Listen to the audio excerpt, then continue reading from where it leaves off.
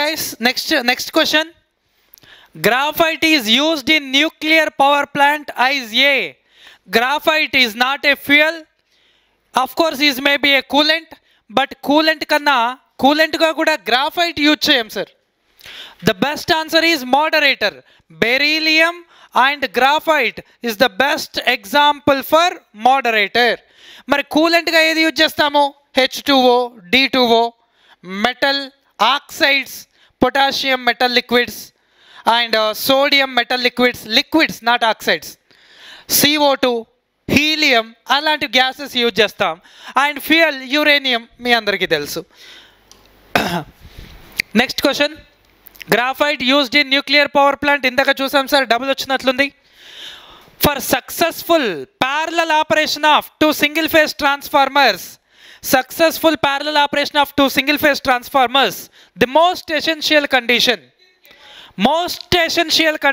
polarity same undali, otherwise it gets damage, short circuit. Next one, memory 8085 sir will discuss with you the field of one parallel generator. Chudandi, if the field of one of two generators operating in parallel is made very weak, then it will be not take any load, take major share, operate as a motor and runs in the same direction, operate as a motor runs in the opposite direction. ఇక్కడ ఏమైంది sir, field winding అనేది week చేస్తున్నారు అంతే.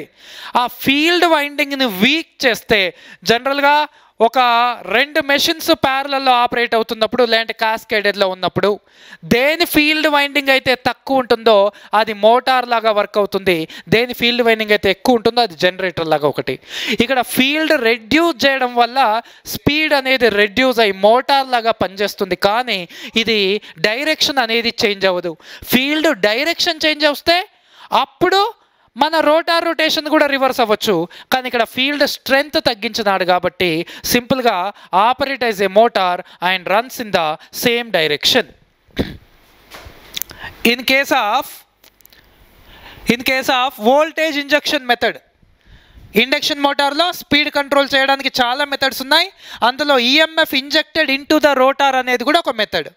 దాంట్లో the injected EMF యొక్క frequency, ఇది చాలా important sir.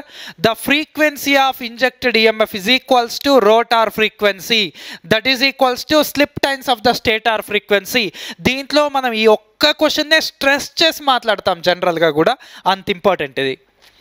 Next ఏమన్నాడు sir, 6 pulse power electronics for given dielectric ఇది from the engineering materials, dielectric materials.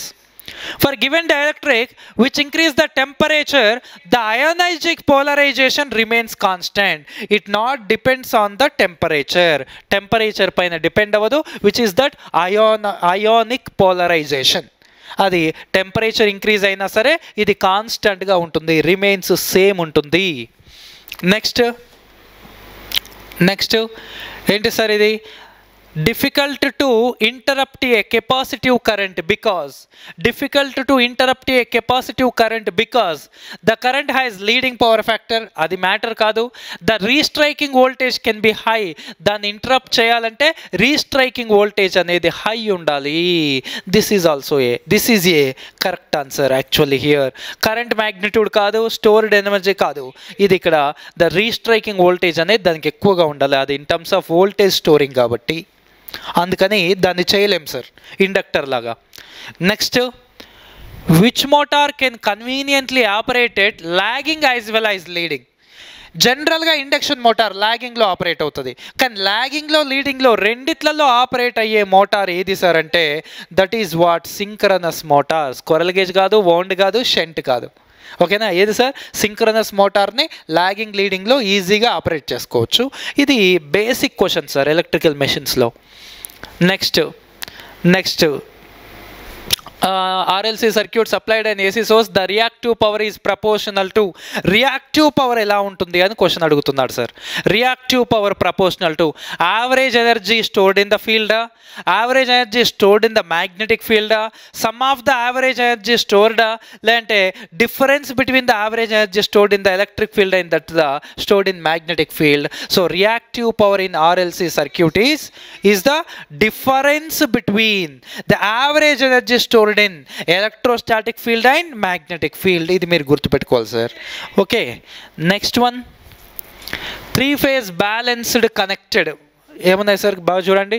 3-phase star connected symmetrical load consumes P watts of power from a balanced supply if the same load is connected in delta. ఇక్కడ star లోడ్లో ఉన్నప్పుడు ఎంత ఉందంట sir అంటే P అంట. అది డెల్టాలోకి convert చేస్తే ఎంత అవుతుంది సార్ అంటే మీ అందరికీ తెలుసు 3 times అవుతుంది. డెల్టాలో పవర్ ఎక్కువ ఉంటుంది, ఇది తెలిసిందే సార్. కన్జంప్షన్ ఎక్కువ ఉంటుంది ఎందుకంటే రెసిస్టర్స్ చేస్తే ఎంత అవుతుంది కదా. స్టార్ నుంచి డెల్టాకి రెసిస్టర్స్ వస్తే 3 times వస్తాయి కదా. ఇక్కడ కూడా అదే అడిగాడు, the power consumption. Resistance 3 times అయిందంటే పవర్ కన్జంప్షన్ కూడా 3 times అవుతుంది అక్కడ. నెక్స్ట్ ఏమన్నాడు సార్ చూడండి. DC shunt motor runs at rated speed if the field circuit gets open circuited. మనకు తెలుసు మోటార్లో speed inversely proportional to flux. Shunt మోటార్లో సడన్గా ఆ ఫీల్డ్ వైండింగ్ ఓపెన్ అయిపోతే, ఇది 0 అయిపోతే అప్పుడు ఏమవుతుంది, soon after this the motor speed tends to decrease అయితే కాదు, ఇంక్రీజ్ అవుతుంది. రిమైన్స్ అన్చేంజ్ కాదు, ఫ్లక్చువేట్ కాదు. అల్టిమేట్లీ ఫ్లక్స్ 0 అయినా సరే తగ్గినా సరే స్పీడ్ ఇంక్రీజ్ అవుతుంది. ఈజీ క్వశ్చన్ సార్ ఇది కూడా. Next UJT sir will discuss with you in power electronics. Generally designing elements ఇది కూడా సార్ డిస్కస్ చేస్తాడు. Which medium has least dielectric strength. Dielectric strength విషయానికి వస్తే అన్నిటికన్నా తక్కువగా ఉన్నది ఏరే సార్, 30 kV/cm. ఈ గ్లాస్ అరౌండ్ 140 to 160 మధ్యలో ఉంటుంది సార్. ఇది కూడా అరౌండ్ 200 వరకు ఉంటుంది sir. Paraffin based around 160 to 200 మధ్యలో ఉంటుంది సార్. సో ఇచ్చిన దాంట్లో లీస్ట్ డైఎలక్ట్రిక్ స్ట్రెంగ్త్ ఫర్ ఏరే, అది మీ అందరికీ తెలిసిందే. Next system, the interconnecting. Okay, power system ఏంటంట, for stable operation of interconnected system. ఈ రెండింటి మధ్యలో ఇంటర్ కనెక్టెడ్ సిస్టంలో మనం ఏం యూజ్ చేస్తాము, which element is used to inter connecting system, this is called reactor use చేస్తాం. జనరల్గా ఇంటర్ కనెక్టెడ్ సిస్టంలో మనం యూజ్ చేసేవి ఏంటివి సార్, వాటి రెండింటిని ఇంటర్ కనెక్ట్ చేసేది reactor element. That is easy way of question. If the speed of a DC motor increases with load torque then it is A. ఇక్కడ చూడండి, లోడ్ టార్క్తో పాటు స్పీడ్ ఇంక్రీజ్ అవుతుందంట. ఇక్కడ టార్క్, ఇక్కడ స్పీడ్ వేస్తే మన క్యారెక్టరిస్టిక్స్ ఇట్లా ఒకటి వస్తుంది, ఇట్లా ఒకటి వస్తుంది, ఇట్లా ఒకటి వస్తుంది, అఫ్ కోర్స్ ఇలా ఒకటి వస్తుంది. This is for shunt, this is for cumulative and this is for series, this is for differential compound. Load టార్క్తో పాటు స్పీడ్ కూడా ఇంక్రీజ్ అవుతాయి. లోడ్ పెరిగితే స్పీడ్ తగ్గాలి, కానీ స్పీడ్ కూడా పెరిగితే దాన్నే డిఫరెన్షియల్ కాంపౌండ్ మోటార్ అంటారు. మీ అందరికీ తెలిసి ఉండాలి అది. నెక్స్ట్ ఏమన్నాడు, ripple frequency sir will explain you. UJT sir will explain you. How many 8085 sir will explain you. NPN PNP sir will explain you. Okay, P number of cells. ఇది చూడండి sir ఒకసారి. P number of cells are connected in series. అంటే number of cells connected in series ఎన్ని ఉన్నాయి, P ఉన్నాయి. Number of such series combinations. Okay, ఇలాంటి series combinations ఎన్ని ఉన్నాయంట, Q ఉన్నాయంట.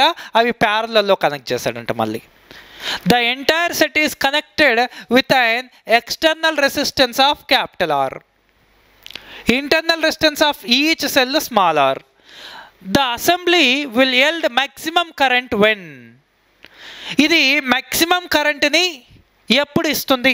సింపుల్గా maximum power sir. Maximum power రావాలంటే ఏంటి condition? Internal resistance is equals to load resistance.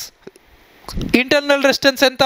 ఇవి సిరీస్లో ఉన్నాయి కాబట్టి ఆర్ ఇంటూ పి, అట్లాంటివి క్యూ ప్యారలల్లో ఉన్నాయి కాబట్టి ఇది internal resistance. This should be equals to external resistance. That's it. ఎక్కడుంది answer? R is equal to 4 కాదు, R is equal to QR కాదు, R is equal to QR by P కాదు sir, R is equal to PR by Q. This is your correct answer. Maximum power theorem నుంచే అది maximum current రావాలంటే. Next ఇక్కడ ఏమన్నాడు చూడండి, in under ground cables the electrostatic stress is, ఇది చాలా important sir. ఆ అండర్ గ్రౌండ్ కేబుల్లో లేయర్స్ ఉన్నాయి కదా మనకు, సింబాస్, CIMBAS, అందులో ఎక్కడ మ్యాక్సిమం ఉంటుంది ఎలక్ట్రోస్టాటిక్ స్ట్రెస్ అని క్వశ్చన్ అడిగితే మిమ్మల్ని ఏం చెప్పాలి sir? maximum at the conductor surface and minimum at the sheath surface. ఇది రిపీటెడ్ CL వద్ద బ్యాక్ సైడ్ క్వశ్చన్. ఓకేనా? ఇది మీ అందరికీ ఆల్రెడీ ఐడియా ఉండాలి సార్. నెక్స్ట్ ఇక్కడ ఏదో అన్నాడు చూడండి, in DC series motor the DC series motor is most suitable for traction service but more practically for urban and suburban because of course ట్రాక్షన్లో వాడతాం సార్, ప్రాక్టికల్గా అర్బన్ అండ్ సబర్బన్లో హైక్ అయితే 3 phase induction motor వాడతాం. Of course DC series motors are suitable for regenerative braking. Of course maybe DC series motors are capable of withstanding rapid fluctuations in supply voltage కాదు. DC series motors are capable of developing high starting torque at start. స్టార్టింగ్లో దానికి ఏముండాలి? High starting torque ఉండాలి, అందుకే మనం ట్రాక్షన్లో వాడుతున్నాం. అదే కదా main reason. Next DC series motors are capable with standing temperature interruptions కాదు sir. So which is the correct answer? The DC series motors capable of high starting torque, high torque at starting, 100% correct answer. ఇదేదో question అడిగాడు చూడండి sir. Let's see this question. The core losses and friction and windage losses in a induction motor. సింపుల్గా no load losses in induction motor. Core losses, friction and windage losses అన్నీ కలిపి ఏమంటారు? Stray losses are no load losses. Determined no load test. No load losses determined by no load test. మరి copper losses determined by block rotor test. That's it, simple way. Next okay, the main criteria for selection of size of distributor for radial distribution. అది ఏదైనా సరే డిస్ట్రిబ్యూటర్లో voltage డ్రాప్ని base చేసుకొని మనము దాని యొక్క సైజుని అనేది డిసైడ్ చేస్తాం. అదే ఫీడర్లో అయితే కరెంట్ క్యారింగ్ కెపాసిటీని బేస్ చేసుకొని దాని యొక్క సైజుని అనేది డిసైడ్ చేస్తాం. అక్కడ కరెంట్ అనేది కాన్స్టెంట్గా ఉంటుంది కాబట్టి ఇక్కడ వోల్టేజ్ డ్రాప్ని బేస్ చేసుకొని, ఇది మీ అందరికీ ఆల్రెడీ ఐడియా ఉండాలి సార్. నెక్స్ట్ ఏమన్నాడు? డిసడ్వాంటేజెస్ ఆఫ్ పిఎంఎంసి యొక్క డిసడ్వాంటేజ్ హై పవర్ కన్జంప్షన్ కాదు sir, normal power, low power consumption అని చెప్తాం. High cost relative to moving iron. Moving iron is the cheapest, అది తక్కువ కాస్ట్తో వస్తుంది, అది కరెక్టే. Low torque to weight ratio, weight ఎక్కువ ఉండి టార్క్ తక్కువ ఉండదు. దీంట్లో high torque to weight ratio, అది అడ్వాంటేజ్ కిందకి వస్తుంది. Absence of effective eddy current losses eddy current డ్యాంపింగే వాడుతున్నాం కదా, అది ఎఫెక్టివే కదా, అది మంచిదే కదా. సో ఇప్పుడు చెప్పండి ఏది డిసడ్వాంటేజ్ అంటే? ఇది ఎడ్డీ కరెంట్ డ్యాంపింగే వాడుతున్నాం, ఇది లో ఉంటుంది హై ఉంటుంది, అడ్వాంటేజ్ హై పవర్ కన్జంప్షన్ కాదు, low power consumption. So which is the disadvantage? High cost, ఎంఐతో కంపేర్ చేస్తే హై కాస్ట్. నెక్స్ట్ ఇది చాలా easiest question sir. Low resistance from few micro ohms to 1 ohm. సింపుల్గా చెప్పాలంటే లెస్ దాన్ 1 ohm మెజర్ చేయడానికి ఏ bridge వాడతారు sir? Wheatstone medium resistance, Kelvin double bridge low resistance, and guarded Wheatstone bridge of course Maxwell bridge medium resistance. So low రెసిస్టెన్స్ని measure చేయడానికి Kelvin double bridge వాడతాము. అది easy question sir. Next ఏమన్నాడు sir? which is the main relay for protection. Okay, protection load question sir. Which is the main relay for protection up to 90% of transmission line length in the forward. జనరల్గా for long transmission లైన్స్లో వాడేది 90% of transmission lines వాడేది ఏది sir అంటే మో relay in generally. That is simple question. Next, which of the following does not have a heating effect of electric current? Which of the following does not use heating effect of electric current? ఏది sir? Electric ఫర్నెన్స్లో heating ఎఫెక్టే, geyser అంటే heating ఎఫెక్టే, iron box heating ఎఫెక్టే, vacuum cleaner అంటే హీటింగ్కి సంబంధించింది కాదు సార్. హీటింగ్ అది ఒక machine generally used to clean the vacuums etcetera. అదొక motor simply. That is not correct. Next DC motor sir.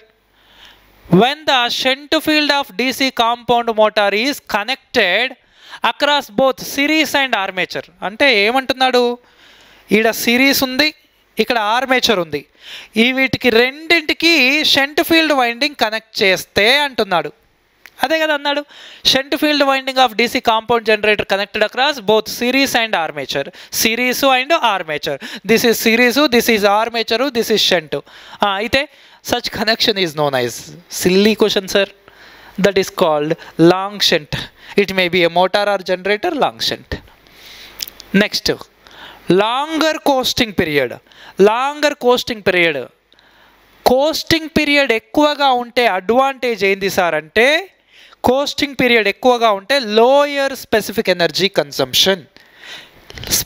Coating period తక్కువగా ఉంటే హయ్యర్ స్పెసిఫిక్ ఎనర్జీ కన్సంప్షన్. అసలు కోస్టింగ్ పీరియడే లేదు, మెయిన్ లైన్ సర్వీస్ ఉంది అంటే ఇంకా చాలా తక్కువ specific energy consumption.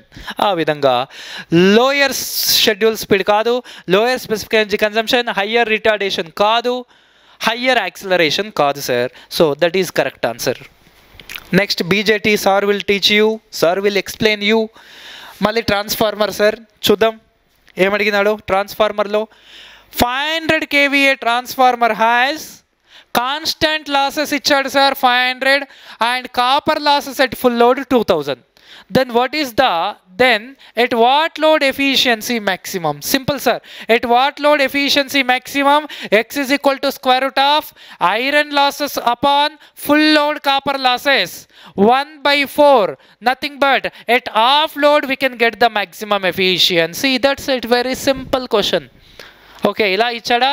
So full load దగ్గర 500 kVA, హాఫ్ లోడ్ దగ్గర 250 kVA. That's it. Next PSW, ఇదంతా sir will teach you. Next the rated voltage of 3-phase power system is given as. ఎప్పుడైనా గుర్తుపెట్టుకోండి, పవర్ సిస్టంలో అయినా ట్రాన్స్ఫార్మర్లో అయినా వోల్టేజ్ ఎక్కడైనా కనిపిస్తే అది ఖచ్చితంగా line to line RMS voltage మాత్రమే.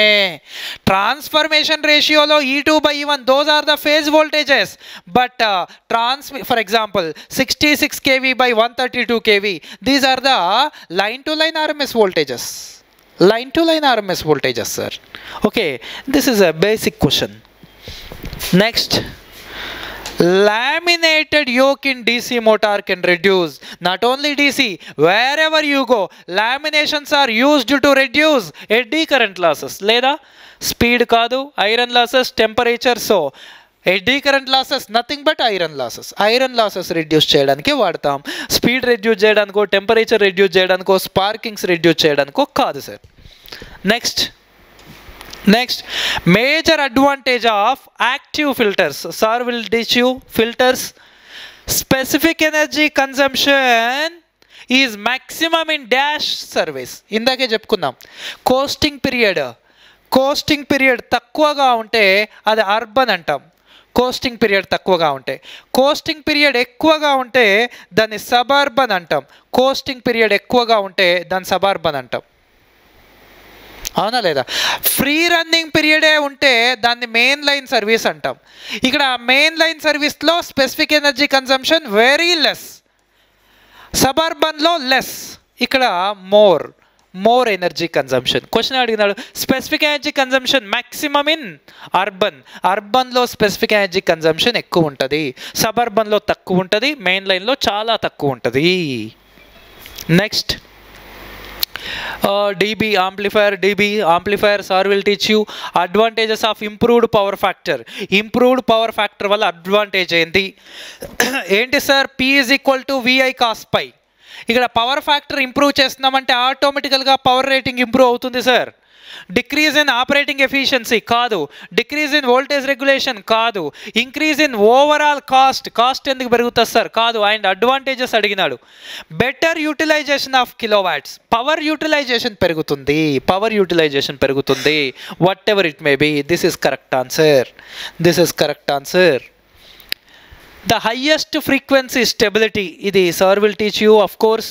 The value of coefficient of addition, చూడండి, the value of coefficient of addition will be high when the rails are, జనరల్గా రైల్స్ డ్రైగా ఉంటే quotient of addition 0.25 to 0.3 almost, 0.2 to 0.25 almost, at least 0.2 to 0.25. అదే wet and గ్రీసీగా ఉంటే 0.16 to 0.2. Mu maximum ఎంత sir అంటే almost 0.33. ఇక్కడ ఏం అడిగినాడు sir? The value of coefficient of addition will be high when rails are dry and clean. Wet 0.16 to 0.2, clean 0.2 to 0.25, greasy, wet both are same, sprayed with oil all are same. This is a high coefficient of addition. Open circuit test in transformer is performed with, open circuit test చేసేటప్పుడు rated voltage ఇస్తాం sir. Open circuit టెస్ట్లో rated voltage, short circuit టెస్ట్లో 10 to 15% of rated వోల్టేజో 20% ఎప్పుడు rated current వస్తుందో అక్కడి వరకు మనం చేస్తాం. బట్ ఓపెన్ సర్క్యూటెడ్ వోల్టేజ్లో రేటెడ్ వోల్టేజ్ ఇస్తాం sir. Easy question. Next, thyristor tube. Sir will discuss with you about power electronics. మళ్ళీ క్వశ్చన్ అడిగినాడు sir, which one of the following method gives more accurate result? Accurate result కావాలంటే జెడ్పిఎఫ్ తీసుకోవాలి. Accuracy ఎక్కువ కావాలంటే, ఎక్కువ regulation కావాలంటే EMF తీసుకోవాలి. తక్కువ రెగ్యులేషన్ ఎక్కడ వస్తుందంటే ఎంఎంఎఫ్ తీసుకోవాలి. ఇవి ఆల్రెడీ మీకు తెలిసినవే. ఏఎస్ఏ మనం వాడం. ఎంఎంఎఫ్ యాక్చువల్ కన్నా లెస్ వస్తుంది. సింక్రోనస్ ఇంపిడెన్స్ మెథడ్ యాక్చువల్ కన్నా ఎక్కువ వస్తుంది. Potier triangle method nothing but ZPF method. This is a accurate method. American standards మనం యూజ్ చేయము. దీంతో కంపేర్ చేస్తే ఇదే యాక్యురేట్ మనకి. ఇది చాలా ఇంపార్టెంట్. నేను ఆ క్వశ్చన్ కూడా చెప్పినాను. నెక్స్ట్ ఏమన్నాడు సార్? ఎర్తింగ్ అంట. ఎర్తింగ్ ఎలా ఉండాలి? Which of the following site will be preferred for earthing? Earthing చేయాలంటే రాకీగా ఉండద్దు, లూజ్ సాయిల్ అయి ఉండాలి. అది వెట్గా ఉంటే ఇంకెక్కువ, అంటే తక్కువ రెసిస్టెన్స్ ఉంటుంది వెట్గా ఉంటే. ఆ విధంగా సాయిల్ క్లైలీ సాయిల్ కాదు, dry soil and wet and ఇక్కడ ఇచ్చినాడు చూడండి, వెట్ అండ్ మ్యాషీ గ్రౌండ్ ఉంటే ఇంకా చాలా మంచిది sir. Damp, wet, sand, pit ఈ దీంతో కంపేర్ చేస్తే wet and marshy ground will gives you best least earth resistance. లాస్ట్కి వచ్చేసినాం సార్. ఇంకా మనము ఏంటంట మనదేనా, critical voltage limit of transmission line is increased by. Critical voltage limit of transmission line increased by increasing the radius of conductor. అంతే కదా sir? Increasing the spacing కాదు, reducing the spacing కాదు, రెడ్యూసింగ్ ద రేడియస్. రెడ్యూస్ చేస్తే మళ్ళీ పెరగదు sir. ఇక్కడ critical voltage లిమిట్ని increase చేయాలంటే అల్టిమేట్గా మన కండక్టర్ యొక్క సైజు, రేడియస్ పెంచాలి. That's it. Slip test is performed. Slip test ఎందుకు చేస్తాం సార్? స్లిప్ టెస్ట్ అనేది మనం సేలియంట్ పోల్ మెషిన్లో చేస్తాం సార్. ఈ సేలియంట్ పోల్ మెషిన్లో మనకు క్యూ యాక్సిస్, డి యాక్సిస్ పైన రియాక్టెన్స్, క్యూ యాక్సిస్లో ఉన్న, డి యాక్సిస్లో ఉన్న reactance XD, XQ find out చేయడానికి స్లిప్ టెస్ట్ చేస్తాం. స్లిప్ టెస్ట్ ఎందుకు చేస్తారు సార్? చూడండి, slip test performed to determine, slip కాదు, direct axis reactance and quadrature axis reactance. This is 100% correct. Positive sequence reactance కాదు, subtransient reactance అస్సలు కాదు sir. 99 came here. Output frequency, supply frequency, generally cyclo converter, power system, power electronics. ఇక్కడ ఒక question అడిగినాడు డిజిటల్లో, ఇది చెప్తాను చూడండి. Which of the following Boolean expression is not true? People will think that which is true, but here not true. కేర్ఫుల్గా ఉండాలి ఇట్లాంటి క్వశ్చన్స్కి.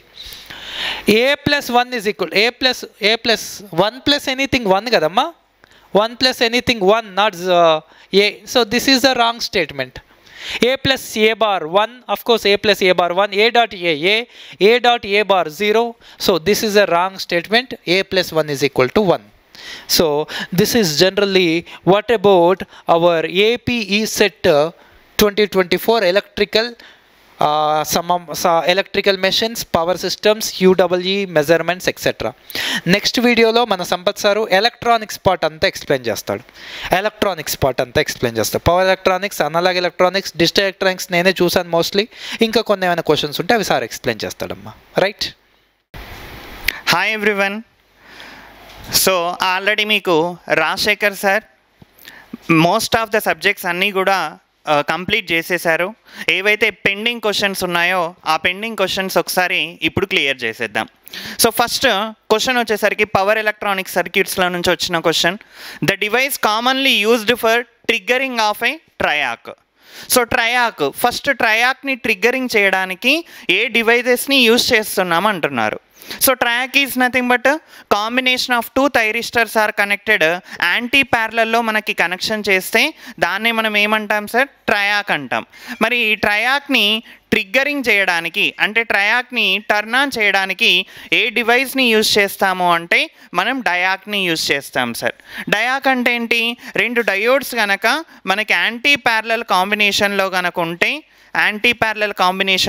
ఉంటే దాన్నే మనం డయాక్ అంటాం. సో ఈ డయాక్ని యూజ్ చేసుకొని మనం ట్రయాక్ని ట్రిగ్గరింగ్ చేస్తామన్నమాట. ఓకేనా sir? So next question.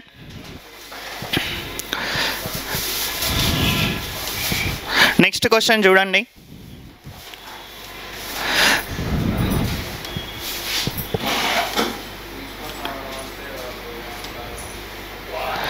In a large DC motor is required to control the speed of the blower from three-phase AC source. It is most suitable for AC to DC converter. AC to DC కన్వర్టర్లోకి use చేయడానికి most suitable device ఏది అని అడుగుతున్నాడు sir. So first మనకి AC to DC converter అంటున్నాడు. మనకి ఎప్పుడైనా సరే మనం ఆపరేషన్ చేసేటప్పుడు టోటల్ రెక్టిఫైయర్స్లో ఫుల్ వే రెక్టిఫైయర్ కనుక తీసుకుంటే 4 మోడ్స్ ఆఫ్ ఆపరేషన్లో తీసుకుంటాం. ఆ 4 మోడ్ ఆఫ్ ఆపరేషన్లో ఫస్ట్ వన్ వచ్చేసరికి ఫార్వర్డ్ మోటరింగ్ మోడ్ అంటాం సార్. ఫార్వర్డ్ మోటరింగ్ మోడ్ మనం ఆల్రెడీ డిస్కస్ చేసేటప్పుడు చేసాం. సో ఈ ఫార్వర్డ్ మోటరింగ్ మోడ్లో ఆపరేట్ అవ్వాలి అంటే మనము ఫుల్ వేవ్ రెక్టిఫైయర్ కనుక తీసుకున్నారు అనుకోండి, ఎక్కడ ఆపరేట్ అవుతుంది? It is operated in the first and fourth quadrant. 2 క్వాడ్రెంట్లో ఆపరేట్ అవుతుంది. బట్ మనకు ఎక్కడ ఆపరేట్ అవ్వాలి? ఓన్లీ ఫస్ట్ క్వాడ్రెంట్లోనే ఆపరేట్ అవ్వాలి. సో అందుకే మనం యూజ్ చేసేది ఏది యూజ్ చేస్తాము అంటే 3-phase half controlled bridge converter అనేది యూజ్ చేస్తాం. హాఫ్ కంట్రోల్డ్ కనుక యూజ్ చేశారు అంటే which will operate only in 1 quadrant of ఆపరేషన్లో మాత్రమే మనకు ఆపరేట్ అవుతుంది sir. Next question.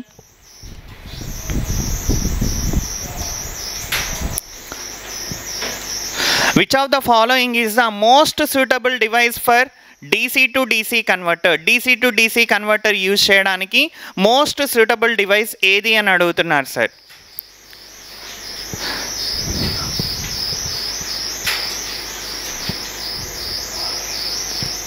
So which of the following is most suitable for DC to DC converter sir? So DC to DC converter use చేయడానికి most suitable device వచ్చేసరికి GTO, gate turn off thyristor. ఎందుకంటే we can turn on with the positive gate pulse, అదేవిధంగా negative gate pulse ఇస్తే కనుక device అనేది turn off అయిపోతుంది. So అందుకే GTO it is nothing but modification of SCRని modification చేసిన తర్వాత వచ్చిన సర్క్యూట్ ఏంటి సార్ అంటే GTO సార్. నెక్స్ట్ క్వశ్చన్ చూడండి.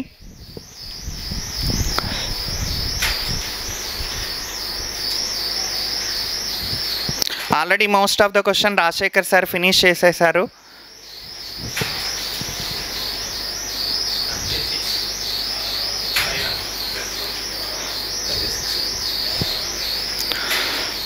సో నెక్స్ట్ క్వశ్చన్ చూడండి. ఇది executing data transfer instruction base చేసుకొని.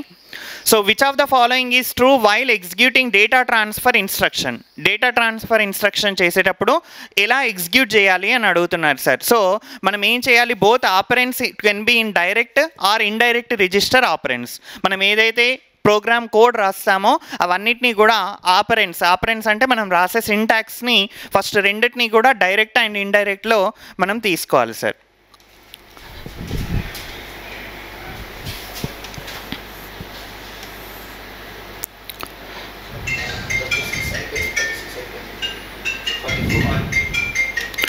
Next amplification factor sir. చాలా టైమ్స్ అడిగిన క్వశ్చన్ ఇది. Amplification factor amplification factor transconductance. మనం amplification factor mu equal to ఏమని రాస్తాం sir? Drain resistance multiplied with transconductance. Drain రెసిస్టెన్స్ని ట్రాన్స్ కండక్టెన్స్ని మల్టిప్లికేషన్ చేస్తే మనకు వచ్చేది యాంప్లిఫికేషన్ ఫ్యాక్టర్ అనేది వస్తుంది. సో ఇక్కడ for a transconductance amplifier input output resistance ఏ విధంగా ఉంటాయి? ట్రాన్స్ కండక్టెన్స్కి రెండు కూడా input resistance output resistance both కూడా ఇన్ఫినిటీయే ఉంటాయి sir.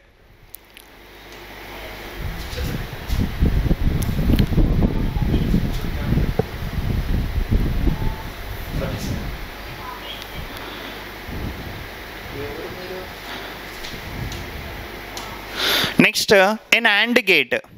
AND gate. AND gate అంటే ఏంటి sir? AND gate is nothing but రెండు డివైజెస్ అంటే స్విచెస్ కనుక సిరీస్లో కనెక్షన్ చేసి ఉంటే, స్విచెస్ కనుక సిరీస్ కాంబినేషన్లో కనెక్ట్ చేసి ఉంటే దాన్ని మనం ఏం గేట్ అంటాం సార్?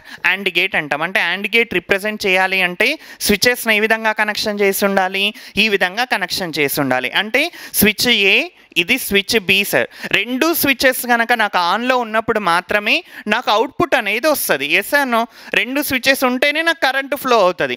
ఏ స్విచ్ కనుక ఓపెన్ ఉన్నా కూడా నాకు కరెంట్ అనేది ఫ్లో అవ్వదు. సో ఈ టైప్ ఆఫ్ స్విచెస్ని మనం AND గేట్ అంటాం sir. It is equivalent to which switches?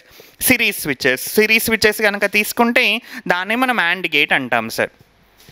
Next the term artificial ageing is related to.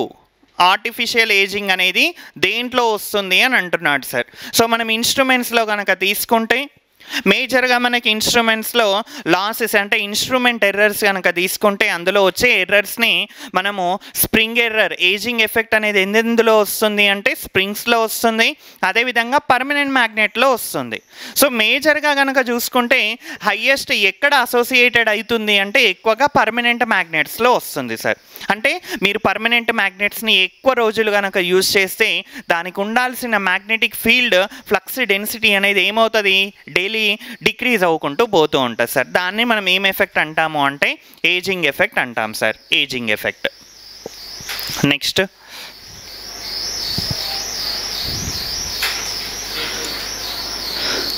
what is the total external data memory that can be interfaced to the 8051 microcontroller? 8051. So 8051కి మనకి external data memory ఎంత ఉంటుంది sir? మనకి 64 KB అనేది external memory అనేది ఉంటుంది.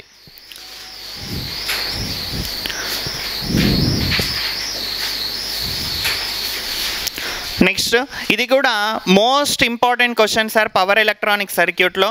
Power electronic సర్క్యూట్లో compulsory question రావడానికి chance ఉంది. ఇది మీకు హైలైట్ చేసేటప్పుడు కూడా కంపల్సరీగా ఫస్ట్ పవర్ ఎలక్ట్రానిక్ రెక్టిఫైర్స్లో చెప్పేటప్పుడే ఇది ఈ టాపిక్ వచ్చింది sir. A converter which can operate ఎన్ని మోడ్స్లో? 3 పల్స్ మోడ్లో, 6 పల్స్ మోడ్లో. 2 మోడ్స్లో ఆపరేట్ అయ్యేది ఒకే ఒక రెక్టిఫైర్ ఉంటుంది సార్. దాన్ని మనం ఏమంటాము? 3 ఫేజ్ సెమీ కన్వర్టర్ అంటాం. అంటే 3 ఫేజ్ సెమీ కన్వర్టర్లో బేస్డ్ ఆన్ ద ఫైరింగ్ యాంగిల్ని బేస్ చేసుకొని ఆల్ఫా కనుక 60 degrees కన్నా తక్కువ ఉన్నప్పుడు, లేదా అంటే ఆల్ఫా అనేది 60 degrees కన్నా ఎక్కువ ఉన్నప్పుడు మనకి ఏమవుతుంది అంటే నెంబర్ ఆఫ్ పల్సెస్ అనేవి చేంజ్ అవుతాయి. అది ఒకే ఒక కన్వర్టర్లో చేంజ్ అవుతాయి సార్. ఆ కన్వర్టర్ పేరు ఏంటి అంటే 3 ఫేజ్ సెమీ కన్వర్టర్. ఆల్రెడీ మనం చూసేటప్పుడు కూడా చూసాం sir rectifier సర్క్యూట్స్లో. Next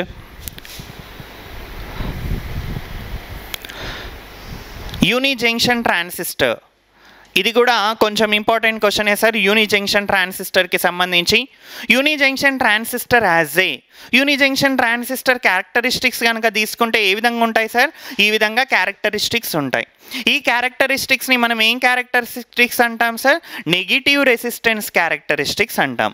uni junction ట్రాన్సిస్టర్ని ఎందుకోసం యూజ్ చేస్తాము అంటే ట్రిగ్గరింగ్ సర్క్యూట్, అంటే ట్రిగ్గరింగ్ ఇవ్వడం కోసం మనం యూని జంక్షన్ ట్రాన్సిస్టర్ని యూజ్ చేస్తాం సార్. సో ఈ యూని జంక్షన్ ట్రాన్సిస్టర్కి ఏం క్యారెక్టరిస్టిక్స్ ఉంటాయి అంటే నెగిటివ్ రెసిస్టెన్స్ క్యారెక్టరిస్టిక్స్ అనేవి యూజేటీకి ఉంటాయి సార్.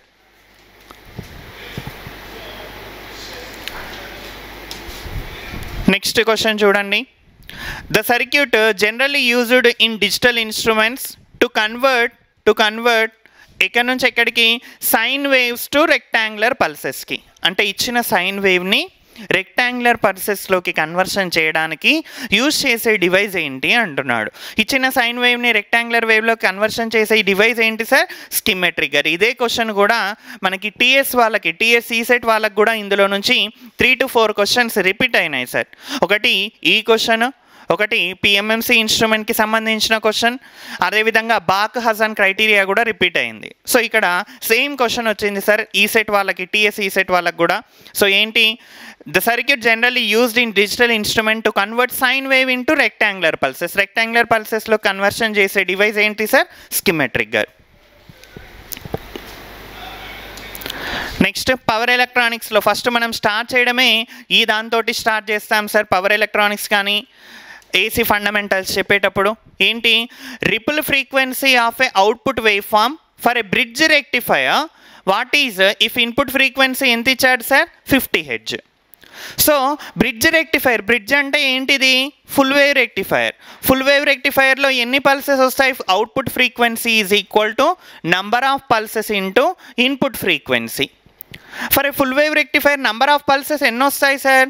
2 పల్సెస్ వస్తాయి, అవునా కదా? సైన్ వేవ్ ఒక విధంగా, ఈ విధంగా సైన్ వేవ్ ఇస్తే number of pulses in the output wave form ఎన్ని వస్తాయి? 2 పల్సెస్ వస్తాయి. అంటే 2 pulses into input frequency 50 Hz అంటే ఎంత అవుతుంది సార్? 100 Hz అవుతుంది. సో ఫ్రీక్వెన్సీ వచ్చేసరికి 100 Hz.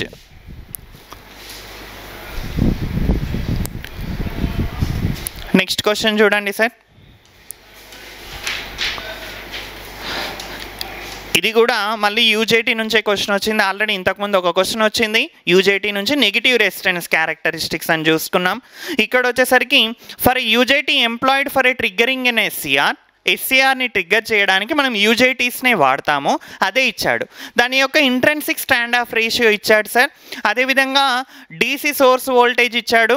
Uni junction transistor trigger when emitter voltage is equal to ఎంత అంటున్నాడు.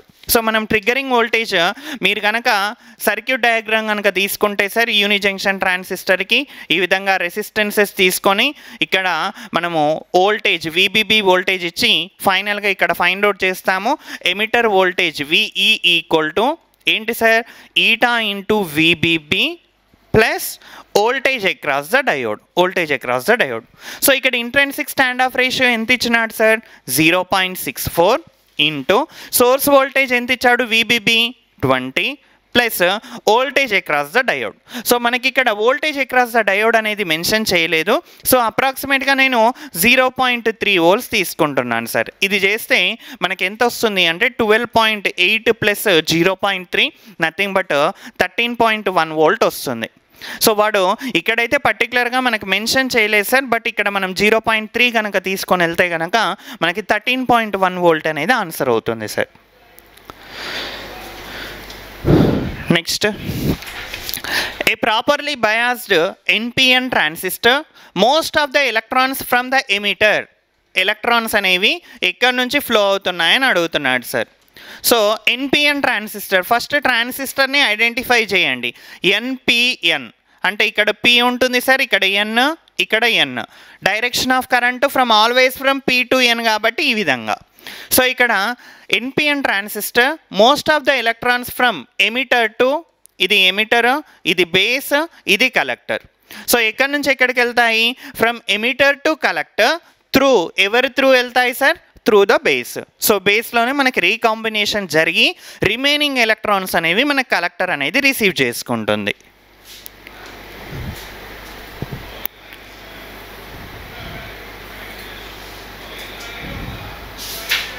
Next,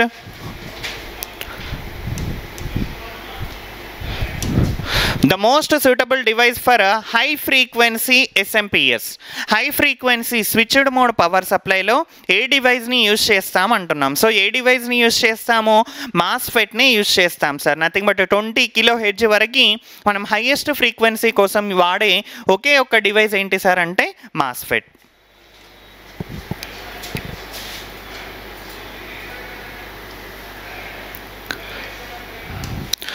next, the major advantage of active filters. So active filters, when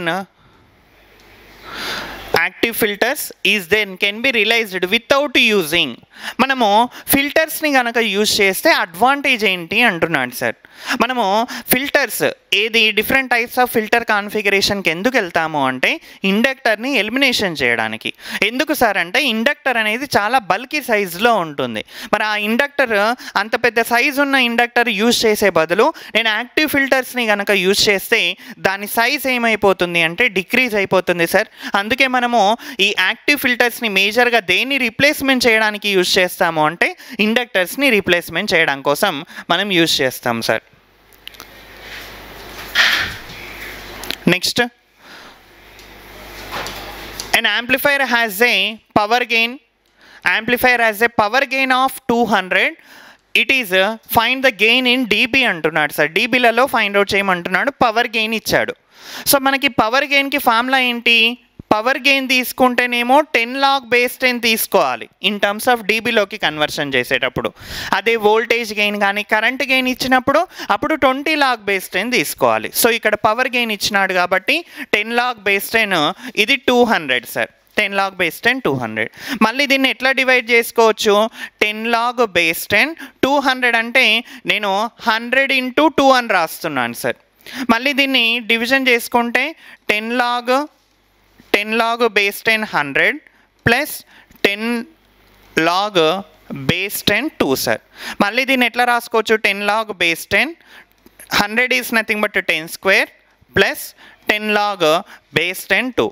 ఇదాన్ని మీరు calculation చేస్తే answer అనేది మనకు ఎంత వస్తుంది సార్ అంటే 23 dB అనేది వస్తుంది. అప్రాక్సిమేట్గా 23 dB అనేది వస్తుంది sir. Next,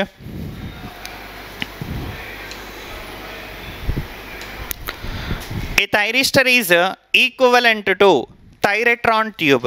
Thyristor is equivalent to thyratron tube. Thyratron tube ki equivalent enti sir? Nothing but it is nothing but SCR, silicon control rectifier ne thyristor tube ani kuda manamu dani nunche modification chesam sir.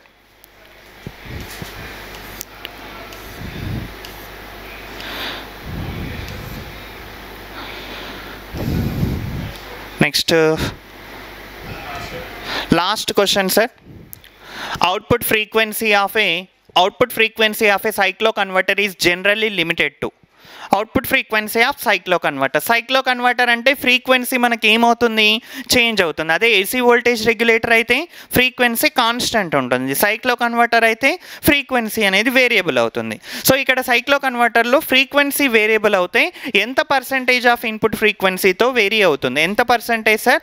అప్రాక్సిమేట్గా change వచ్చేసరికి 33% to 50% of line frequency తోటి మనకి change అవుతుంది sir. So ఇవి కంప్లీట్గా మీకు అడిగిన question. So paper వచ్చేసరికి ఈజీ టు మోడరేట్ లెవెల్ ఉంది సార్. సో మనం ఈజీగానే ఆన్సర్స్ చేసేయచ్చు. ఆల్రెడీ మీరు చేసి ఉంటారు అనుకుంటున్నాను. So wish you all the best. Thank you all.